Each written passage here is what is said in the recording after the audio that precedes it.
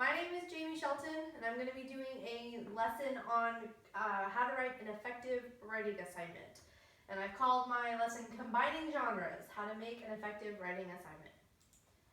So I have 5 objectives for today.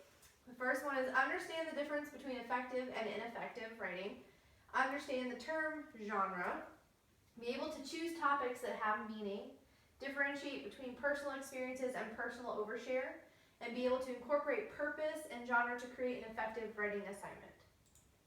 So first of all, what is a writing assignment?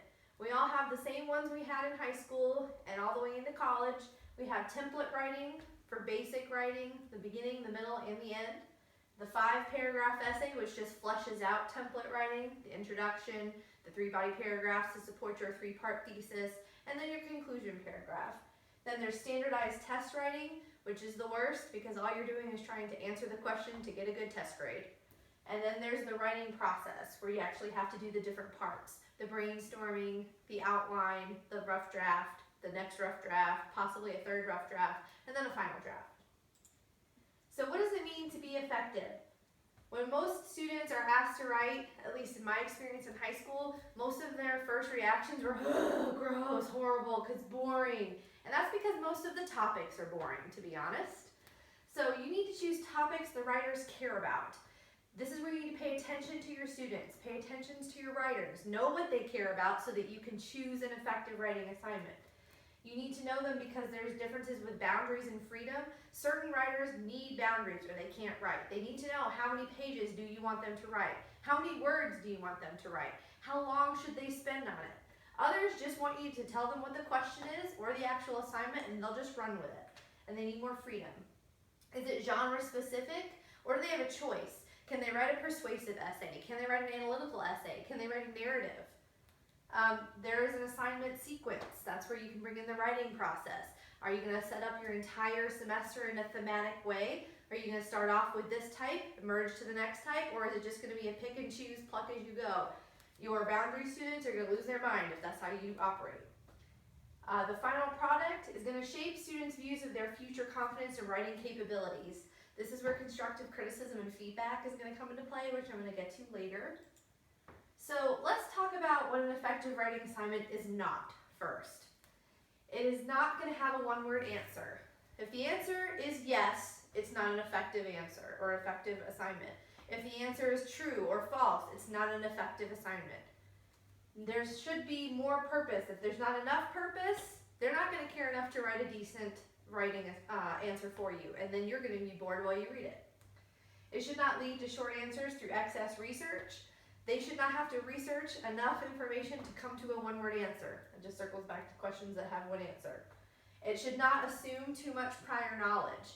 When you're assigning a writing assignment, you're looking for a particular skill. So if they're going to go ahead and research their brains off to try and answer to get that one skill accomplished, you've lost the purpose of your assignment.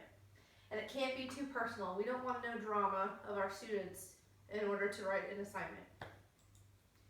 So what is an effective writing assignment? It has purpose. Why are they writing it? They should know from the get-go why they're writing this particular assignment.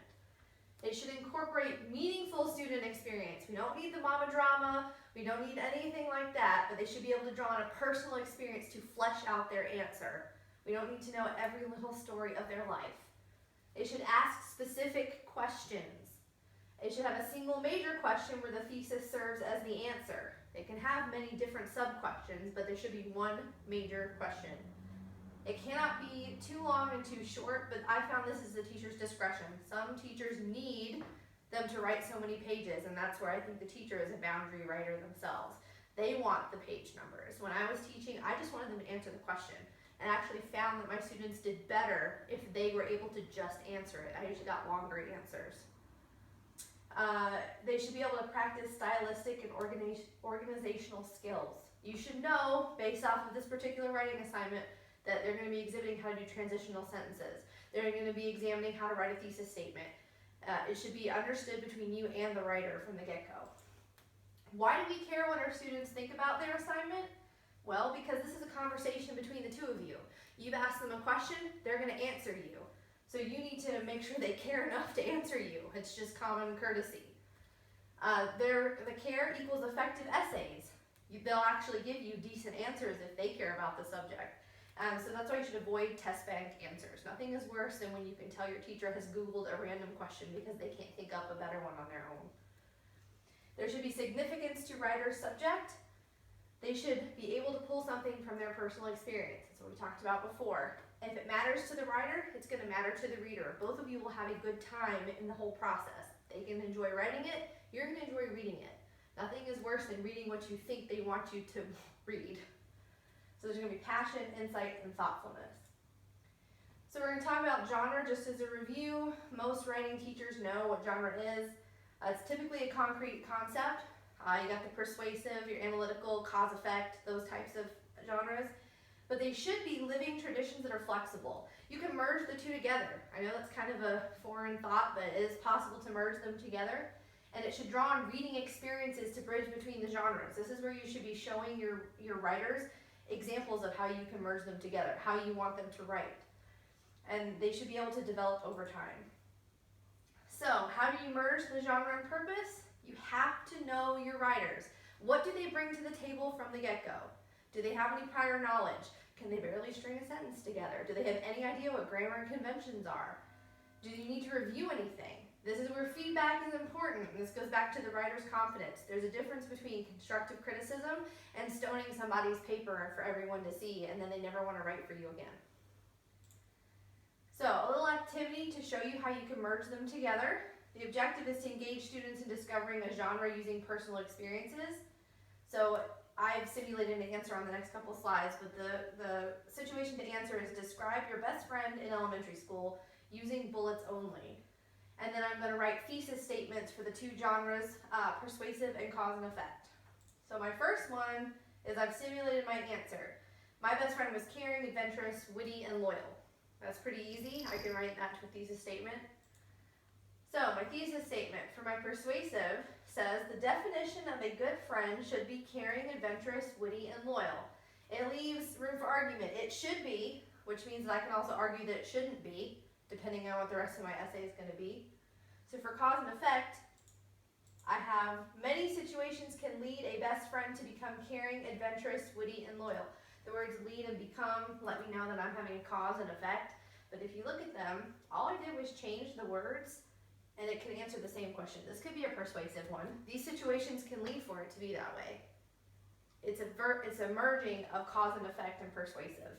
Even this one here, it should be, which can lead to these things. I just left out those words. If I added them from here, I have the same thing.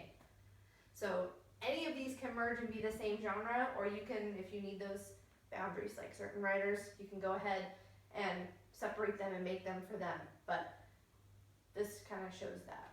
But just a review, please make sure you know your audience, because they're not going to be able to write for you if you don't know them. Because if you're just going to throw random assignments at them, you're going to get random answers back. Thank you.